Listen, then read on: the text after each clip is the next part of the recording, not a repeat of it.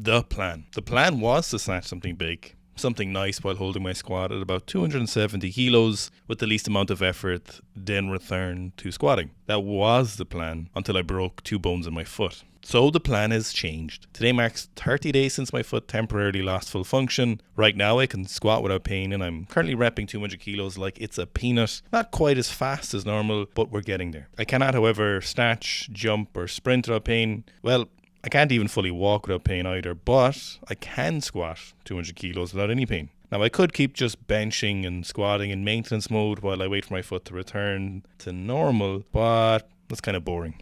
Realistically, I'd have to wait for another 2 to 3 weeks before I can snatch, and then probably another 4 weeks before I get back to baseline. So that's at least 7 to 8 weeks of waiting while I could be squatting. Well, squatting and snatch, grip, deadlifting to keep Coach Anton happy.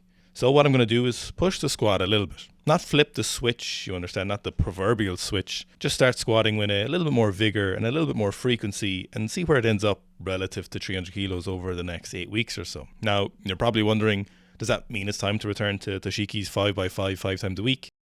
No, it absolutely does not. I will likely never do that again. It was fun, it worked, but it was very inefficient. I couldn't snatch, I couldn't sprint, I couldn't do anything else but squat. And there were several days of that block every week where the squatting I was doing was essentially pointless. It was a challenge that I'm glad I did, but there's better ways of hitting big squats, and certainly ones that don't require the metaphorical resemblance to Paul Bettany in the Da Vinci Code. So I'm going to first build back some capacity in my legs with some moderate volume. Currently, 3x5 at 200 kilos is a work capacity problem by the third set, even though the lift itself is actually quite easy. Ideally, I would just run the row to anywhere part 2, but I need to be a little bit more cautious with total volume per session so as not to overload my foot. I'll reintroduce snatching as the foot improves along plyometric work, and then plan the next block once I'm back to 100%. So follow along as I try to recover my legs capacity and fix my foot properly.